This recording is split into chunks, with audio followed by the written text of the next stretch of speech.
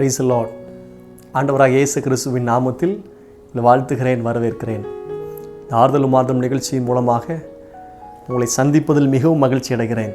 கர்த்தர் உங்களை ஆசீர்வதிப்பாராக. கர்த்தர் உங்களோடு கொண்டு பெரிய காரியத்தை செய்வாராக என்று வாழ்த்துக்கிறேன்.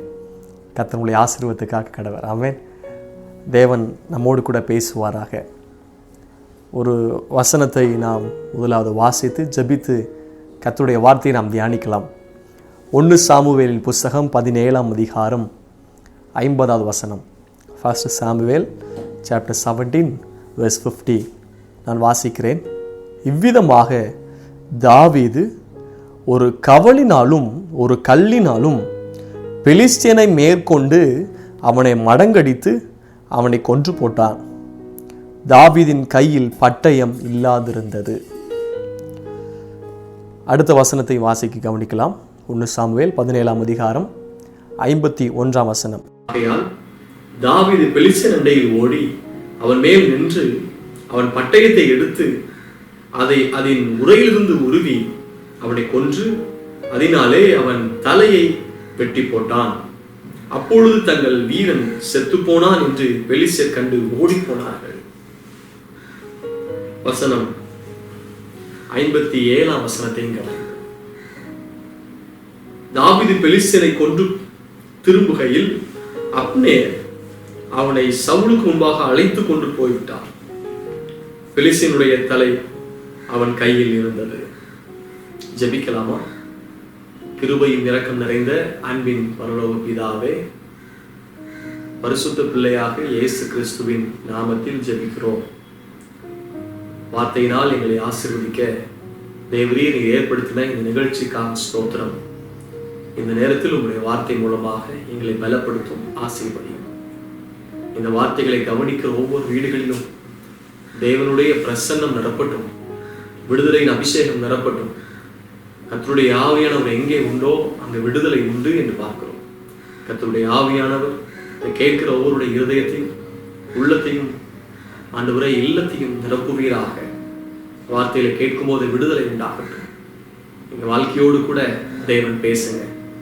சமயத்துக்கு ஏற்ற வார்த்தைகளை கொடுக்கிறவரே, ஆம் கர்த்தாவே, எங்களோடு கூட பேசுங்க. இயேசுவின் நாமத்தில் ஜெபிக்கிறோம் நல்ல பிதாவே, ஆமென், ஆமென். கர்த்தர் உங்களை ஆசீர்வதிப்பாராக. மீண்டும் ஒரு விசை உங்களுடைய அன்பான வாழ்த்துக்களை உங்களுக்கு நான் தெரிவிக்கிறேன். வார்த்தையை தியானிப்போமா? 1 சாமுவேல் 17ஆம் அதிகாரம் 50வது வசனத்தை மீண்டும் வாசிக்க கவனிக்கலாம். இவ்விதமாக தாவீது ஒரு கவலினாலும் ஒரு கல்லினாலும் பெலிஸ்தியனை மேற்கொண்டு அவனை மடங்கடித்து அவனை கொன்று போட்டான். தாவீதின் கையில் பட்டயம் இல்லாது. தாவீதின் வெற்றி என்கிற தலைப்பில் உங்களோடு கூட சில வார்த்தைகளை நான் பேசுகிறேன். சில காரியத்தை நம்ம தாவீதின் வாழ்க்கையிலிருந்து, குறிப்பாக தாவீது முதல் முறையாக போய் பெற்றுக்கொண்ட அந்த வெற்றியிலிருந்து சில காரியத்தை தியானிக்க போகிறோம். கோலியாத்தை எப்படி மேற்கொண்டார்? ஆண்டவர் யார் தெரியுமா? வெற்றி சரக்க பண்ணுகிறார். நாம் நம்மில் அன்பு கூறுகிறவர்களே யாரே முற்றிலும் ஜெயம் கொள்கிறவர்களாக இருக்கிறோம். குதிரை இத்தனை நாளுக்கு என்று ஆயத்தமாக்கப்படும், ஜெயமோ கர்த்தரால் வரும். அப்போ நாம் ஆராதிக்கிற ஆண்டவர் யார்? நாம் சேவிக்கிற ஆண்டவர் யார்? ஜெயம் தருகிறவர். He is a God of victory. He is a God of victory. அவர் தோல்வியின் தேவன் அல்ல, தோல்வியை முறியடித்தவர், வெற்றியை தருகிற கர்த்தர். யெகோவா நிசி, அவர் வெற்றியின் கொடியாக இருக்கிறார். தாவீதின் வெற்றி ஆண்டவர் நல்ல வேதத்திலே அதிகமாய் இயேசு கிறிஸ்து என்கிற பெயர் எழுதப்பட்டிருக்கிறது. அதை காட்டிலும் அதிகமாய் 1000க்கும் மேலாக தாவீது என்கிற பெயர் எழுதப்பட்டிருக்கிறார். ஆண்டவர் தாவீதோடு கூட உடன்படிக்கை பண்ணினார். இருதயத்துக்கு ஏற்றவனாக தாவீதை கண்டார். தாவீதோடு கூட கர்த்தர் தீர்க்க தரிசனமாக பேசி ராஜ்யத்தை நிலைப்படுத்தினார். தாவீதின் சந்ததியில் இயேசு கிறிஸ்து பிறந்தார். இயேசு கிறிஸ்து தாவீதின் குமாரன் என்று அழைக்கப்பட்டார். வம்சவர்கள் எழுதும்போது கூட தாவீதின் குமாரனும் அப்படின்றெல்லாம் எழுதப்பட்டிருக்கிறது. தாவீதின் வேறுமானவர் என்று எழுதப்பட்டிருக்கிறது. தாவீதின் கோத்திரம் என்று எழுதப்பட்டிருக்கிறது. இயேசு கிறிஸ்துவே தாவீதின் குமாரன் என்று அழைக்கிறார்கள். அவ்வளவு மிக முக்கியத்துவம் வாய்ந்தவராய் தாவீது வேதத்தில் இடம்பெற்றிருந்தார். தாவீது கர்த்தரை துதிக்கிறவர் என்று தெரியும். கர்த்தரை நம்புகிறவர், ஆண்டவரை ஆராதிக்கிறவர், ஆண்டவருக்காக தன்னையே ஒப்பு கொடுத்தவர். கர்த்தர் தாவீதை ஆட்டு மந்தையிலிருந்து தெரிந்து கொண்டு எடுத்து அவனை இஸ்ரவேல் ஜனங்களை நடத்தும்படிக்கு கர்த்தர் அழைத்துக் கொண்டு வந்தார். இந்த வேத வசனத்தை கவனிக்கும் போது இவ்விதமாய் தாவீது பார்க்கிறோம். கொன்று போட்டான், இவ்விதமாய் வெற்றியை பெற்றார். இந்த பகுதியில பாருங்க, தாவீது கையில ஒரு கவன் இருந்தது, அவன் கையில் ஒரு கல். அவன் பையில 5 கல் கொண்டு போனான், கையில ஒரு கல் எடுத்திருந்தா, கையில ஒரு கவன். அவன் பெலிஸ்தியன், அவன் பயங்கர உயரமானவன், கிட்டத்தட்ட 9 அடி உயரமானவன். அவ்வளோ பெரிய உயரமான மனிதன். 40 நாள் பகலும் இரவும் சாயங்காலம் வந்து இஸ்ரவேல் ஜனங்களை துன்முறுத்தி கொண்டிருக்கிறான். இஸ்ரவேலின் சேனைகளை நிந்தித்துக் கொண்டிருக்கிறான். கர்த்தருடைய நாமத்தை நிந்தித்துக் கொண்டிருக்கிறான். தாவீது சொல்லுகிறார், விருத்த சேதனம் இல்லாத அந்த பெலிஸ்தியன், அந்த விருத்த சேதனம் இல்லாத அந்த பெலிஸ்தியன் தம்முடைய ஜனங்களை, இஸ்ரவேல் ஜனங்களை அவன் நிந்தித்து பேசிக் கொண்டிருக்கிறான். யார் எதிர்த்து போக முடியல. அவர் சொல்றான், உங்களை ஒருவனை தெரிந்து கொண்டு நீங்கள் எதிர்த்து வாங்க, என்னோடு கூட போட்டியிடுங்கள் என்று கோலியாத்தை சொல்லுகிறான். ஆனா எழுந்து போக ஒருவரால் முடியல. ஒருவருக்கு மனதைரியம் இல்லை. தன்னுடைய சகோதரர்களை பார்ப்பதற்காக தன் தகப்பன் தாவீதை அனுப்பியிருந்தார். ரஸ்து நண்டைகளை போய் எல்லாம் வைத்து விட்டு என்ன நடக்குது என்று சொல்லி வேடிக்கை பார்ப்பதற்காக போனது போல் இருந்தது. அவர் வேடிக்கை பார்ப்பதற்காக தன் தாவீது முதலாவது சென்றார். போய் பார்க்கும்போது ஒரு காரியத்தை கண்டு கொண்டார். அங்கே பெலிஸ்தீன் ஆகிய அந்த கோலியாத், இஸ்ரவேலின் தேவன் நிந்தித்துக் கொண்டிருக்கிறார், தேவனுடைய நாமத்தை நிந்தித்துக் கொண்டிருக்கிறார், சேனைகள் நிந்தித்து பேசிக் கொண்டிருக்கிறான். இது அவனால தாங்க முடியல. தாவீதுக்கு நான் வந்ததுக்கு முகாந்தரம் உண்டு என்று தன் சகோதரர்கிட்ட சொல்றார். விருத்த சேனைகள் பெலிஸ்தீன் எம்மாத்திரம், நான் வந்ததுக்கு முகாந்திரம் உண்டு என்று சொல்லி கம்பீரமா பேசுறார். தடை பண்றாங்க. நான் வந்ததுக்கு முகாந்திரம் இல்லையா? முகாந்திரம் இருக்கிறது. கர்த்தர் உங்களை தெரிந்து கொண்டதுக்கு முகாந்திரம் உண்டு. நீங்கள் இயேசுவை ஏற்றுக்கொண்டதுக்கு முகாந்திரம் உண்டு. நீங்கள் ஆண்டவரை விசுவாசிப்பதற்கு முகாந்திரம் உண்டு. உண்மையா ஆண்டவர் தெரிந்து கொள்ளல. நீங்கள் தற்செயலாய் உருவாக்கப்பட்டவர் அல்ல. நான் தீர்மானத்தின்படி ஆதியிலே உங்களை தெரிந்து கொண்டவர். கர்த்தர் நல்லவர். சவுல்ட போகும்போது சவுல் பட்டயத்தை கொடுக்கிறார், ஈட்டியை கொடுக்கிறார், கேடகத்தை கொடுக்கிறார். இதை வச்சுக்கப்பா, இதை போட்டுக்க, பாதரட்சியை போட்டுக்க, ஹெல்மெட் போட்டுக்க, உனக்கு வெற்றி காரணமாக இருக்கும். சொல்ல எனக்குலாம் பழக்கம் இல்லை, இதெல்லாம் வேண்டாம். சவுல் ஏற்கனவே உயரமானவர்க. அவரை குறித்து போடப்பட்டிருக்கிறது கீசுடைய மகன், ஒரு தகப்பன் பராக்கிரமசாலி, நிறைய சொத்துக்கள் உள்ளவர். இவரும் பயங்கர உயரமானவர். இஸ்ரவேல் புத்தர் எல்லாம் சவுலுக்கு கீழே தான் இருப்பாங்க, தோள்பட்ட அளவுக்கு வளர்த்தி தான் இருப்பாங்க. அவ்வளவு பயங்கரமானவர், பராக்கிரமசாலி, நல்ல ஒரு ராஜா.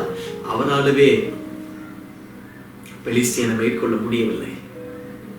ஆம் அருமையானவர்களே, சில காரியத்தை மேற்கொள்ள முடியாமல், சில காரியத்தில் வெற்றி பெற முடியாமல் ஏங்கி தவிக்கிறீர்களோ, நான் உங்களுக்கு ஒன்று சொல்ல முடியும். நான் பிரசங்கித்துக் கொண்டிருக்கிற ஆண்டவர் இன்றைக்கு உயிரோடு இருக்கிறார். அவன் நேற்று மீண்டும் நாளை என்றும் மாறாதவர். அவன் ஜெயம் தருகிற கிறிஸ்து. இப்பொழுது தாவீது துணிச்சலோடு விசுவாசத்தோடு அவர் கர்த்தரை நம்பி இருக்கிறார். ஒரு கவனை கையில் எடுத்தார். ஏற்கனவே ஒரு ஆடு மேய்க்கிறவர், இதெல்லாம் பழக்கம் உண்டு. 5 கூழாங்கல்லை கையில் எடுத்தார். எடுத்துக்கொண்டு கோலியாத்துக்கு முன்பதாக இருக்கிறார். இன்று அதை நான் பார்க்கிறோம். அவனுக்கு விரோதமாக எதிராக ஓடி, கோலியாத்துக்கு எதிராக ஓடி, அந்த பெலிஸ்தர் சேனைக்குள் பாய்ந்து, கர்த்தருடைய நாமத்தினாலே நான் அவர்களை சங்கரிப்பேன், நான் சேனைக்குள் பாய்வேன், உம்மாலே ஒரு மதிலை தாண்டுவேன். அறிக்கையெல்லாம் பார்க்கிறோம் வேதத்தில். நாம் அதைத்தான் இங்கே பார்க்கிறோம். சாமுவேல் 17ஆம் அதிகாரம் 48ஆம் வசனம். அதுக்கு முந்தின வசனம் சொல்றார், கர்த்தர் பட்டயத்தினாலும் ஈட்டினாலும் ரட்சிக்கிறவர் அல்ல என்று இந்த ஜனங்கள் எல்லாம் அறிந்து கொள்ளும். யுத்தம் கர்த்தருடையது, அவர் உங்களை எங்கள் கையில் ஒப்பு கொடுப்பார் என்றார். உங்களை என் கையில ஒப்பு கொடுப்பார்னு தாவீது சொல்லிட்டு கர்த்தர் மேல பாரத்தை போட்டுட்டு என்ன பண்றாரு தெரியுமா? 48ஆம் வசனம் சாமுவேல் 17:48. அப்பொழுது அந்த பெலிஸ்தன் எழும்பி தாவீதுக்கு எதிராக கிட்டி வருகையில், தாவீதுக்கு எதிராக கிட்டி வரான் பெலிஸ்தியன். தாவீது தீவிரமாய் அந்த சேனைக்கு அந்த பெலிஸ்தனுக்கு எதிராக ஓடுறார். தீவிரமா, ரொம்ப ஃபாஸ்டா, ரொம்ப ஷிஃப்டா, அந்த ஃபாஸ்டா தீவிரமா பெலிஸ்தனுடைய படைக்கு எதிராக ஓடுகிறார். ஓடி என்ன பண்ற தெரியுமா? தன் கை அடைப்பையிலிருந்து போட்டு அதிலிருந்து ஒரு கல்லை எடுத்து கவனிலே வைத்து சுழற்றி பெலிஸ்தனுடைய நெற்றியில் படை எறிந்தார். இந்த சம்பவத்தை பார்க்கிறோம். தாவீதின் வெற்றி. ஒரு 3 காரியத்தை நாம் கற்றுக்கொள்ள போகிறோம். அந்த 3 காரியத்தை நம்முடைய வாழ்க்கையில் அபியாசப்படுத்த ஆண்டவர்கிட்ட துணை கேட்கலாம். நம்முடைய வாழ்க்கையில வெற்றி உண்டு, ஜெயம் தருகிறவர் தான் ஆண்டவர், நல்லவர். அந்த குறிப்பிட்ட அந்த 50ஆம் வசனத்தில் தாவீதின் கையில் பட்டயம் இல்லாதிருந்தது. ஐயோ, பட்டயம் இல்லை, எப்படி வெற்றி கிடைக்கும்? பட்டயம் இல்லை, எப்படி கோலியாத்தை மேற்கொள்ள முடியும்? பட்டயம் இல்லை, எப்படி இந்த போரில் ஒரு ஜெயம் என்று அறிக்கையிட முடியும்? தாவீது கையில் ஒரு கல், ஒரு கவன், ஒரு கல், ஒரு கவன். இதை கொண்டு கோலியாத்தை முறியடித்தார். ஆனால் பட்டயம் இல்லாதிருந்தது. அடுத்த வசனத்தில் போடப்பட்டிருக்கிறது, ஆகையால் தாவீது பெலிஸ்தேன் அண்டையில் ஓடி, பட்டயம் இல்லை, அதனால் என்ன பண்றார்? பெலிஸ்தேன் அண்டையில் ஓடி அவன் மேல் நின்று அவன் பட்டயத்தை எடுத்து அதை அதன் உரையிலிருந்து உருவி அவனை கொன்று அதனால் தன் தலை வெட்டு என்ன பண்றான் தெரியுமா? அவன் தலையை வெட்டி கொண்டு போனான். பொதுவாக பழைய பாட்டில் பார்த்தீங்கன்னா பல இடங்களில் போர், யுத்தம் என்று இருக்கும்.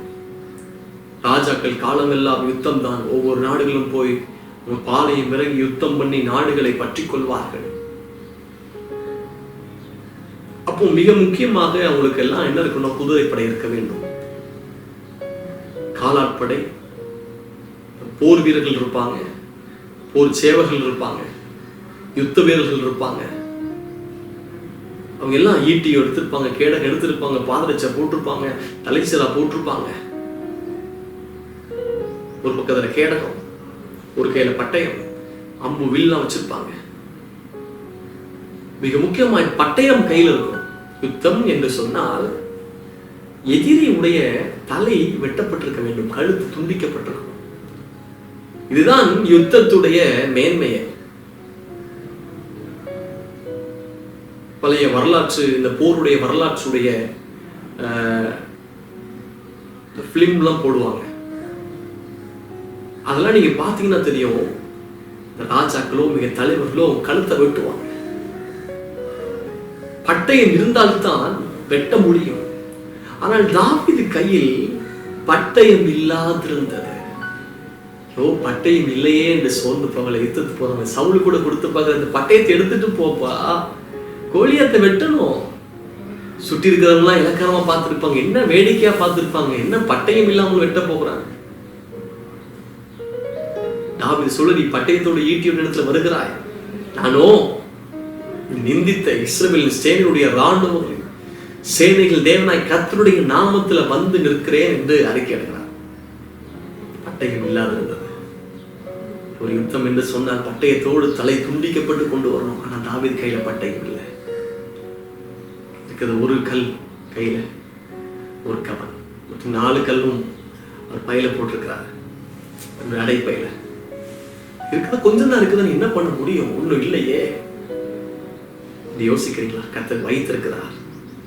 இல்லை என்று சொல்லாதீர்கள், இருக்கிறது. இல்லை என்று பல இடங்கள் அறிக்கையிட்டு இருக்கிறோமோ? இல்லை இல்லை, கர்த்தர் வைத்திருக்கிறார்.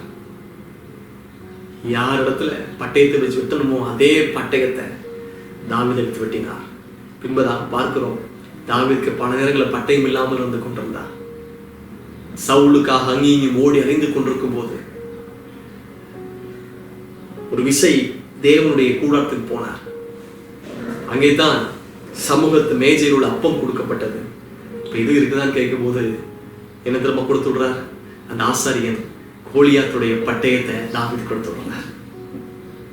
இவர் பட்டயம் உங்களுடையது, சத்துருடையதல்ல, எதிராளுடையதல்ல, உங்களுடைய பட்டயம். நல்லவர். கொஞ்சம் கீழே பாருங்க, 57ஆம் வசனம். தாவீது பெலிஸ்தனை கொன்று திரும்புகையில் அப்னேர் அவனை சவுலுக்கு முன்பாக அழைத்து கொண்டு போய்விட்டான். பெலிஸ்தியனுடைய தலை அவன் கையில் இருந்தது. பெலிஸ்தியனுடைய தலை அவன் கையில் இருந்தது. அன்புக்குரியவர்களே, நான் சொன்னேன், யுத்தம் என்றால், போர் என்றால் எதிராளியுடைய தலை துண்டிக்கப்பட்டிருக்கணும். ஆனால் தாவீது கை பட்டயம் இல்லாமல் இருந்தது. ஆனால் விசுவாசோடு போய் மேற்கொண்டார். மேற்கொண்ட பின்பதாக பட்டயம் கிடைத்தது. தலை துண்டித்து வந்து நிற்கிறார். ஒரு ஜெயத்தோடு வந்து நிற்கிறார். ஜெயத்துக்கு காரணம் என்ன? பல நேரங்களில் ஒன்றும் இல்லை என்று அறிக்கை எடுக்கிறோம். நோ, தாவீதின் கையில் பட்டயம் இல்லை, ஆனால் தாவீது கையில் கோலியாத்தின் தலை இருந்தது.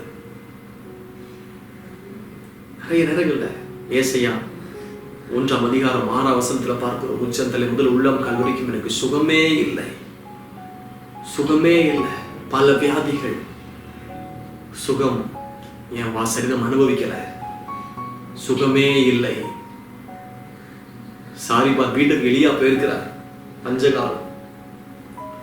அங்கே போய் ஒரு அடத்தாமா, முதல்ல சொல்ற அடத்தாமான்னு சொன்னார். அம்மா சொல்லுது, பானையில கொஞ்சம் மாவு, கலசத்துல கொஞ்சம் எண்ணெய், அதுல ஒரு அடையும் தவிர வேறு ஒன்றும் இல்லைன்னு சொல்றாங்க. பேதுரு முழுதும் பிரயாசப்பட்டு சொல்றாரா? முழுதும் பிரயாசப்பட்டும் ஒன்றும் ஆகப்படவில்லை. இல்லை, இயேசு உயிர்த்தெழுந்த பின்பதாக தன்னுடைய சீசர்கள் அழைத்து பேதுரு போறார். அங்கேயும் இரவு முழுதும் பிரயாசப்படுத்தார்கள். ஒன்றும் இல்லை. எலியா கர்மேல் பருவத்திலிருந்து ஜெபம் பண்ணி கொண்டிருக்கிறார் மலைக்காக. தான் அசிஸ்டனை பார்த்து சொல்றாரு, போய்ப்பா சமுத்திரம் மட்டா போய் பாரு, எனக்கு பெருமழையின் இரைச்சல் சத்தம் கேட்கப்படுகிறது, என்னை அனுப்பிவிட்டார்.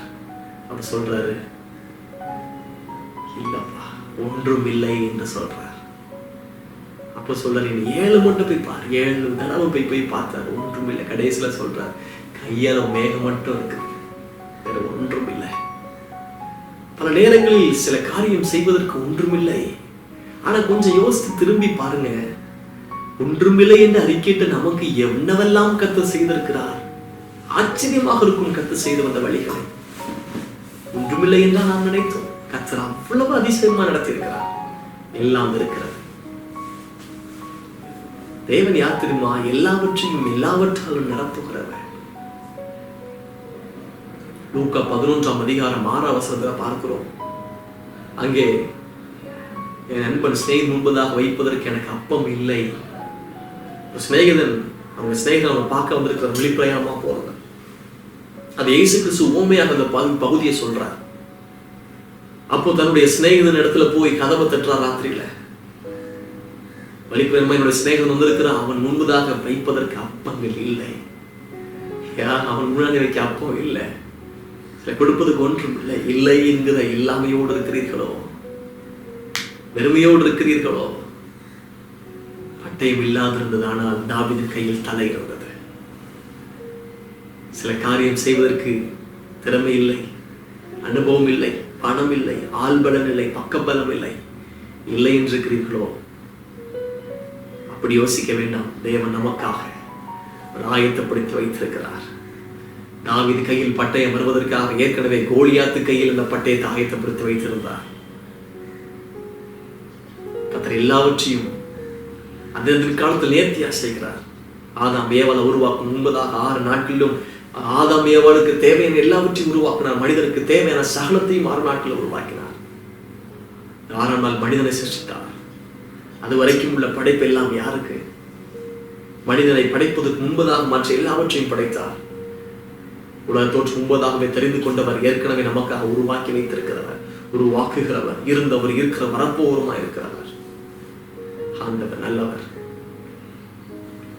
என்னாகும் 11 அதிகாரம் 6 வசனத்தை பார்க்கிறோம். அவர்களுக்கு வேறு ஒன்றும் இல்லை, சாப்பிடும் மன்னாவை தவிர வேறு ஒன்றும் இல்லை. அவங்க சத்தம் படுறாங்க, முறுமுறுக்கிறாங்க, முறையிடுறாங்க. என்ன, எங்களுக்கு இறைச்சி கிடையாதா? எங்களுக்கு அப்பம் மண்ணா மட்டும்தானா? இறைச்சி கிடையாதா? இறைச்சி இல்லை, வேறு இல்லை என்று சத்தம் படுறாங்க. ஆதியாகமம் 42 அதிகாரம் 36 வசனம். ஆதியாகமம் 42:36. அங்கே யாக்கோபு அவருடைய சகோதரரை பார்த்து சொல்ல, ரூபனை பார்த்து, பெஞ்சமின் யோசேப்பும் இல்லை, சிமியோனும் இல்லை, பெஞ்சமினையும் நீங்க கூட்டி கொண்டு போய் விடுறீங்களா, நான் பிள்ளை இல்லாத ஆயிருவனே என்று சொல்றார். நேசித்தவர்கள் இல்லை, ஒரு விசை சவுல் ஜெபிக்கிற ஆண்டவர்கிட்ட பெலிஸ்தியனை மேற்கொண்டு போகலாமா? அங்கே ஆண்டவர் மறு உத்தரவு கொடுக்கவில்லை. ஜெபத்துக்கு பதில் இல்லை. அப்போஸ்தலர் 6:1 விசாரிப்புக்காரர்கள் விதவைகளை அன்றாட விசாரணையில் விசாரிக்கவில்லை. விசாரணைக்காரர்கள் இல்லை. 2 ராஜாக்கள் 4:14 பார்க்கிறோம். என்ன வேணும்பா? எலிசா கேட்டு அனுப்புறார். எனக்கு பிள்ளை இல்லை, பிள்ளை இல்லை. இப்படி இல்லைங்கிறது இருக்கிறது. அநேகருடைய வாழ்க்கையில இல்லை. nothing. He is a God to do miracle. He is a God to make everything out of nothing. Something is better than nothing சொல்லுவாங்க. ஏதோ இருக்கிறது, உங்களுக்குள் இருக்கிற விசுவாசம் இருக்கிறது. கடுகள விசுவாசம் இருந்தால் மலையை பார்த்து பெயர்ந்து போன்னு சொன்னா பெயர்ந்து போயிடும். சோர்ந்து போகாதீங்க, கலங்கி விடாதீங்க. ஆண்டவர் நல்லவர். இல்லை என்று இருக்கிறீர்களோ, ஆண்டவரை குறித்து வாசிக்கிறோம். ஒரு ஒன்றும் இல்லாமல் இருந்து எல்லாவற்றையும் உருவாக்கினார். தேவன் யார் தெரியுமா? ஒன்றும் இல்லாமல் இருந்து God who create everything out of nothing. ஒன்றும் இல்லாமல் இருந்து உருவாக்கினவர். ஒன்றும் இல்லாமல் இருந்து உருவாக்கினவர். ஆதியாகமம் 1:2 பாருங்க. பூமியானது ஒழுங்கின்மையா இருந்தது, வெறுமையா இருந்தது. வெறுமை என்றால் ஒன்றும் இல்லை என்று அர்த்தம். ஆதியிலே தேவன் வானத்தை பூமி சிருஷ்டித்தார். அதுக்கு பின்பதாக பூமி ஒழுங்கின்மையாய் வெறுமையாய் இருந்தது.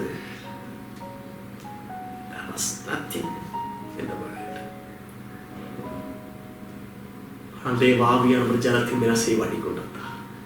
வெறுமையை மாற்றுகிற ஆவியானவர் ஜலத்தின் மேல் அசைவாடி கொண்டிருக்கிறார். இல்லாமையை மாற்றுகிற ஆவியானவர் ஜலத்தின் மேல் அசைவாடி கொண்டிருக்கிறார். என் பாத்திரம் நிரம்பி வடிகிறது. ஆவியானவர் யார் தெரியுமா? குறைவை நிறைவாக்குகிறவர். நிறைவானது வரும்போது குறைவானது ஒழிந்து போகும். பாத்திரத்தை நிரம்பி வழிய செய்கிறவர். பாருங்க, ஒன்று பிள்ளை வெறுமை, ஒன்றும் இல்லாமல் இருந்து உருவாக்கினார். ஆனால் ஒன்று சொல்ல முடியும், அதில் ஒன்றும் இல்லையா உருவாக்குவதற்கு? ஆனால் ஒன்று இருந்தது. ஆதியிலே வார்த்தை இருந்தது. ஆதியிலே வார்த்தை இருந்தது. எலியாவுக்கு பெருமணி இரைச்சல் சத்தம் கேட்கப்படுது. நான் வேலைக்காரன் சொல்றான், ஒன்றும் இல்லை. எனக்கு பெருமணி இரைச்சல் சத்தம் இருக்குது ஐயா. வாக்குத்தத்தின் பெருமணி இரைச்சல் சத்தம் இருக்கிறது. கர்த்தர் பேசின தீர்க்க தரிசன பெருமணி இரைச்சல் சத்தம் இருக்கிறது. எதிர்காலத்தை குறித்து கர்த்தருக்கு பேசின வாக்குத்தத்த வாசனங்கள் இருக்கிறது. வாசனம் let there be light சொன்னா, let there be sun என்று சொன்னா, let there be moon என்று சொன்னா, அவரை வெளிச்சம் உண்டாக கிடவது, சூரியன் உண்டாக கிடவது, எல்லாம் வார்த்தையினால் உண்டாக்கினார். வார்த்தை நம் வாழ்க்கையில் இருக்கட்டும். தாவீது 3 காரியம் பட்டயம் இல்லை. ஆனா எப்படி மேற்கொண்டா தெரியுமா? தாவீது வித்தியாசமானவன். தாவீதை பார்க்கும்போது வித்தியாசம் எல்லாம் பார்க்கிறாங்க. அப்ப முறையாய் சத்தமிட ஆரம்பித்தார்கள். தாவீது வெற்றி பெற்ற பின்பதாக சவுல் கொன்றது 1000, தாவீது கொன்றது 10000 என்று அவர்கள் முறையாய் சத்தமிட ஆரம்பித்தார்கள். தாவீதுக்கு வெற்றியை கர்த்தர் கொடுத்தார். காரணம், ஹல்லேலூயா, தாவீது பார்வையில் வித்தியாசம் உள்ளவன். தாவீது பார்வையில் நம்முடைய பார்வை எப்படி இருக்கு? நம்முடைய பார்வை வித்தியாசமாக இருக்கட்டும். இஸ்ரவேலுடைய பார்வை தெரியுமா? 1 சாமுவேல் 17:24 இஸ்ரவேல் எல்லோரும் அந்த மனுஷனை காணும் போது மிகவும் பயப்பட்டு அவன் முகத்துக்கு விலகி ஓடி போவார்கள். இஸ்ரவேல் ஜனங்களை பார்க்கும்போது அவங்க எல்லாம் பயந்து விலகி ஓடி போயிடுவாங்க, பயந்து. ஆனா தாவீது அப்படி அல்ல. தாவீதின் பார்வை வித்தியாசமானது. விருத்த சேதனம் இல்லாத பெலிஸ்தியன். ஆனா இஸ்ரவேல் படை பார்த்தது இவன் உயர்ந்தவன், பெரிய ஆளு, ராட்சதன். ஆனா தாவீது அப்படி அல்ல. பார்வையில் வித்தியாசமானது. இயேசு கிறிஸ்து பாருங்க, எவருடைய மகள் மரித்திருக்கிறார். வீட்டுக்கு வந்திருக்கும் போது எல்லாரும் அழுறாங்க. இயேசு சொல்றார், ஏன் அழுறீங்க? மகள் நித்திரையா இருக்கிறார். இதை வார்த்தை சொல்லும் போது எல்லாம் நகைத்தார்கள். இதுல ஒரு ரகசியத்தை கற்றுக் கொடுக்கிறோம். மரணத்துக்கு நித்திரை என்று ஒரு பதம் வேதத்தில் இருக்கிறது. அதே போல லாசருக்கும் நித்திரையா இருக்கிறார் மகன். ஆண்டவர் பாருங்க, பெரிய மரணம் கொண்ட பெரிய பெரிய பிரச்சனையால் லகுவா சின்னதா பார்க்கிறார். அதில் ஆவிக்கு அர்த்தம் பல இருக்கிறது. வித்தியாசமான ஒரு வெளிப்பாடை நான் கற்றுக்கொண்டேன். ஐயா, அவர் நித்திரையா பார்க்கிற மாதிரி சின்னதா அந்த பிரச்சனையை பார்க்கிறார். நம்முடைய பார்வையில சின்னதான பிரச்சனையை பார்ப்போம். ஆபிரகாம் பார்த்து சொல்றார், வா சந்ததியை பெருக பண்ணுவேன், ஆனா வாக்குத்தத்த சந்ததியும் இல்லை, வாக்குத்தத்தம் இருக்குது, வாக்குத்தத்த சந்ததி இல்லை. நம்புவதற்கு ஏதும் இல்லாதிருந்தும் தாவீது நம்பிக்கையோட விசுவாசித்தான். மன்னிக்கவும், ஆபிரகாம் நம்புவதற்கு ஏதும் இல்லாதிருந்தும் தன் சரீரம் செத்து போச்சு, சாரோடைய கருப்பம் செத்து போச்சு, ஆனால் நம்பிக்கையோட விசுவாசித்தார்கள். ஆபிரகாம் பார்த்து சொல்றாரு, மேலே பாருப்பா, நட்சத்திரங்களப்பா, நான் அதை போல பெருக பண்ணுவேன், கடற்கரை மணலை போல பெருக பண்ணுவேன், மணல் பார். அன்னைக்கு ஆபிரகாமுடைய பார்வை விசுவாச பார்வை. நம்முடைய விசுவாச பார்வை உண்டாகட்டும். என் கண்கள் அவரையே நோக்கி இருக்கும், நோக்கி பார்த்த முகங்கள் பிரகாசம். பிரச்சனையா பார்க்காதீங்க, ஒரு ஜெயமா பாருங்க. பிரச்சனையை பார்த்து சோர்ந்து போகாதீங்க, பிரச்சனையை மாற்றுகிற தேவனை நோக்கி பாருங்க. பார்வையில் வித்தியாசமானவன் ஆண்டவர் நல்லவர். இரண்டாவதாக தாவீதின் அறிக்கையில் வித்தியாசமானவன். தாவீது அறிக்கையிடுறார். தாவீது அறிக்கை வித்தியாசம். கோலியாத் சொல்றான், தாவீது அறிக்கையில் வித்தியாசமானவன். விசுவாசோடு அறிக்கை பண்ணனா. மோசே கண்மலை பார்த்து பேச சொன்னார், பேசுங்க. உலர்ந்தெழுப்பு நடுவில் கர்த்தர் எசேக்கியேலை கொண்டு போய் பேச சொன்னார், பேசுங்க. ஒரு ஜீவன் உண்டாகும், உயிர் உண்டாகும். அறிக்கை. விருத்த சேதனம் பெலிஸ்தேன் எம்மாத்திரம் அவைகளை போல் இருப்பான். நான் வந்ததுக்கு முகாந்திரம் உண்டு. அவன் எம்மாத்திரம். ஐயோ பெரிய ஆள் இல்லை, அவன் எம்மாத்திரம். அவன் கோலியாத்தை எதிர்த்து பேசுறார். நான் உன் மாம்சத்தை பிட்டு இந்த பறவைகளுக்கு கொடுப்பேன், பெலிஸ்தேர் என்டையர் பாளையத்தின் பிணங்கள் எல்லாம் நான் பறவைகளுக்கு கொடுப்பேன். இப்படி விசுவாசோடு பேசுறான். கர்த்தர் நாமத்தில் அவன் வந்து நிற்கிறேன். அப்படி அறிக்கையில் மாற்றம் உண்டாகட்டும், ஜெயம் உண்டாகும். ஆண்டவர் நல்லவர். பொதுவாய் நெகட்டிவ் வார்த்தைக்கு பாசிட்டிவ் விளக்கம் எனக்கு அருமையாக அது பிடிச்சது. ஃபெயில் அப்படின்னா தோல்வின்னு அர்த்தம், எண்ட் அப்படின்னா முடிஞ்சுன்னு அர்த்தம், நோ இல்லைன்னு அர்த்தம். ஆனால் வித்தியாசம் எழுதுறாங்க பாருங்கள், அதை பாசிட்டிவாக. ஃபெயில் என்றால் ஃபர்ஸ்ட் அட்டெம்ப்ட் இன் லேர்னிங், அதாவது கற்றுக்கொள்வதற்கு முதல் வாய்ப்பு. எண்ட் அப்படின்னா எஃபோர்ட் நெவர் டைஸ், நம்முடைய முயற்சி ஒரு நாள் தோற்று போவதில்லை. நோ என்போ இல்லை அப்படின்னு இல்லை, அதை பாசிட்டிவ் எழுதுறாங்க. Next opportunity. மூன்றாவது, தாவீது தன்னுடைய சிந்தையில் வித்தியாசமானவன். அவங்கெல்லாம் சொல்கிறாங்க, வசனம் 25ஆம் வசனத்தில், அவங்க என்ன கோலியாத்தை கொள்றவங்களுக்கு மகளை திருமணம் பண்ணி கொடுப்பார் ராஜா, ஐஸ்வர்யம் ஆக்குவார், சம்பத்தெல்லாம் கொடுப்பார், சர்வமானியம் கொடுப்பார். அப்போ அடுத்தவங்க போய் கேட்கிறார். அவங்களும் அதே மாதிரி சொல்கிறான். 27ஆம் வசனம், முன் சொன்ன வார்த்தையின்படியே அவனுக்கு சொன்னார்கள். 30ஆம் வசனம், அவனை விட்டு வேறு இடத்துல போய் கேட்டா ஜனங்கள் முன்போலவே சொன்னாங்க. எல்லோருடைய சிந்தை எல்லாம் ராஜாவுடைய பொண்ணு, ராஜா கொடுக்குற ஐஸ்வர்யம், அவர் கொடுக்குற பொருள் சம்பத்து. ஆனால் யாரும் ஜெயம் பெறுவதற்கு, கோலியத்தை முறியடிப்பதற்கு போகல. தாவீதுடைய சிந்தை வித்தியாசமானது. அவருடைய சிந்தை வித்தியாசமானது. தேவனை உயர்த்துகிறவன். மாம்ச சிந்தை மரணம், ஆவியின் சிந்தை ஜீவனும் சமாதானமா. மாம்ச சிந்தை ஒழித்து கிறிஸ்துவின் சிந்தை, கிறிஸ்துவின் மேலுள்ள சிந்தையை நமக்கு வரக்கிடவது. 3 காரியம் பார்த்தோம். தாவீது பார்வையில் வித்தியாசமானவன், தாவீது அறிக்கையில் வித்தியாசமானவன், தாவீது சிந்தையில் வித்தியாசமானவன். தகப்பனே, ஆண்டவரை, தாவீது வெற்றியை பெற்றது போல பல கோலியாத்தை முறியடிக்க ஒன்றுமில்லாததும் நாங்கள் ஜெயம் பெறணும் விசுவாசிக்கிறோம். தாவீதை போல எங்கள் பார்வையில் வித்தியாசம் உண்டாகட்டும், தாவீதை போல எங்கள் அறிக்கையில் வித்தியாசம் உண்டாகட்டும், தாவீதை போல எங்கள் சிந்தையில் வித்தியாசம் உண்டாகட்டும். இந்த வார்த்தை கேட்கிற ஒவ்வொருவரையும் கர்த்தர் ஆசீர்வதியும், கர்த்தர் வெற்றியை கொடுப்பீராக, தோல்விகளை கர்த்தர் மாற்றும். இயேசுவின் நாமத்தில் ஜெபிக்கிறேன் பிதாவே, ஆமென், ஆமென். God bless you. Praise the Lord.